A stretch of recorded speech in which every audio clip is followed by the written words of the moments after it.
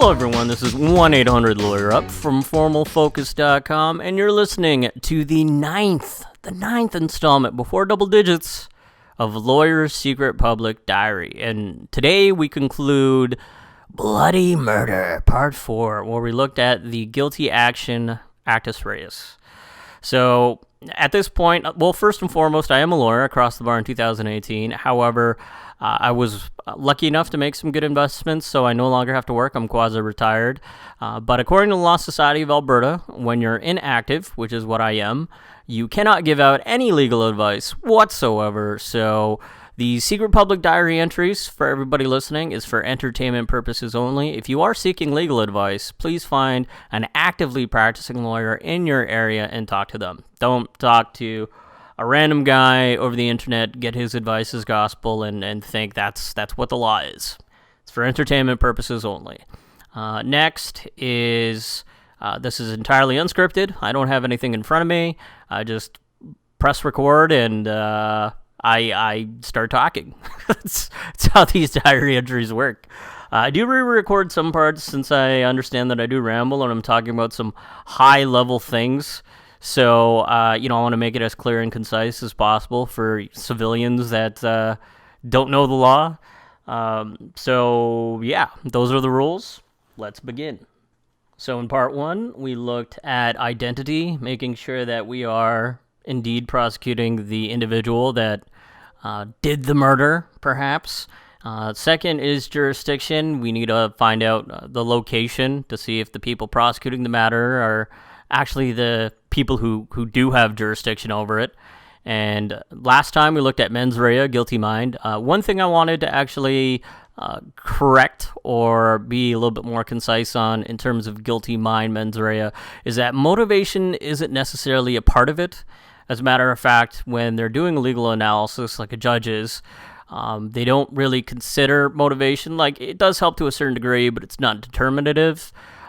Basically, all you need to know is, was there intention with the person, and did that person understand that their actions would result in harm? If they knew that, then there is a guilty mind, they did have intention, and they're guilty of that element of the 4.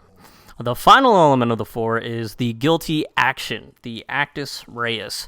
So there are 2 major components of this. The first is the actual guilty action, so pulling the trigger, doing the stabby stab with a pointy object, that would be an act. But another thing that people don't understand is omission, right?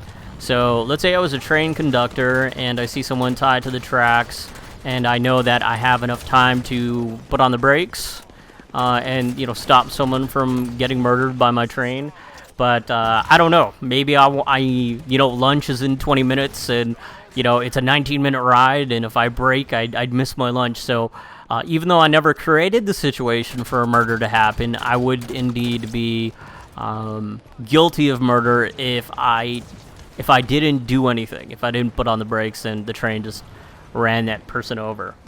I don't know if anybody does that anymore. Killing by train. It seems like very old-fashioned. With the Industrial Revolution and horses in the Wild West, like a Red Dead Redemption thing. I don't think anyone really kills anyone by train. At least I haven't seen anything in the news. I mean, trains still exist. I mean, there's a lot of import-export by train that still occurs in 2020, but I've actually never seen anyone killed by train. But it'd be interesting to find out if there actually was.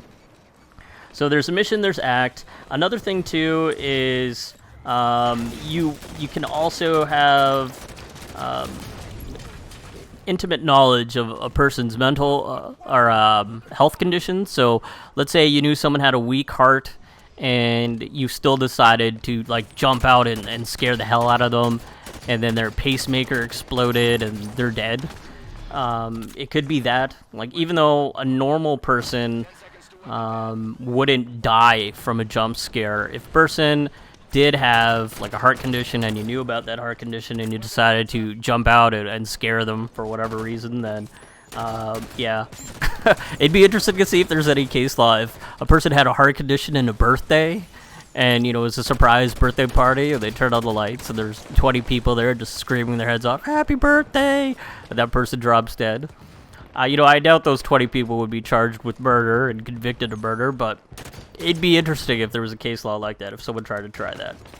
And for people wondering, dead people can actually press charges, but their estate can. So usually in those cases, you have like an estate planning lawyer, as well as like a criminal lawyer, kind of working together to, not working together, but one working on the estate issues, and then the criminal lawyer asking for like estate details to figure out exactly who can actually press charges. But that's an aside. So there is the guilty action by actually doing, and then there is guilt by omission. So it doesn't necessarily need to be a criminal matter for you to be guilty of an actus reus. Well, what I mean by criminal matter is like violent criminal matter. It could be, let's say, I don't know, you were driving under the influence, a cop pulls you over, and then, they can smell the alcohol on your breath, and you're slurring your words, which gives that cop cause to, give you a breathalyzer, and you refuse a breathalyzer, then you could actually be committing a criminal actus reus by omission, by failing to give your breath sample. There's also like negligence. So if you fail to provide the necessities of life for a kid, for instance, you could be doing a criminal actus reus and be criminally negligent just by omission, by not giving that kid PB&J and candy and love and support. So there's act and omissions. One thing I wanted to go over is the idea of beyond a reasonable doubt. So criminal law is a little different from, say, family law, where the presumption is 50-50 between the husband and wife. That's the automatic presumption, but it's not automatic. So it's not 50-50 all the time in family law. That's why you need family lawyers who know the nuances and believe one side should get a little bit more money than the other, and vice versa. But in criminal law, since the stakes are a lot higher, we're talking about life sentences for murder, then the balance of probabilities in terms of justice is beyond a reasonable doubt. So instead of 50-50 like family law, it's like 99.9%. So that's what beyond a reasonable doubt means. So based off of preponderance of the evidence, would that person be guilty?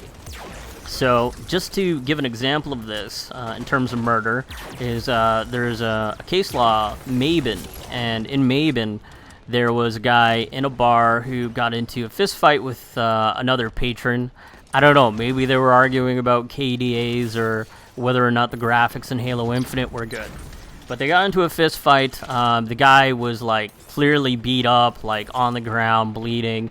And then one of the patrons told the bouncer of the bar that the guy who was bleeding on the ground started the fight, and that bouncer like punched him a bunch more times, like 4 times.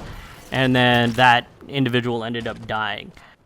Now, the thing is, and this is demonstrating why the beyond a reasonable doubt standard is so high, like 99.9%, since the judge can determine whether it was the original guy Mabin got into a fight with, or it was the bouncer's punches that caused his death.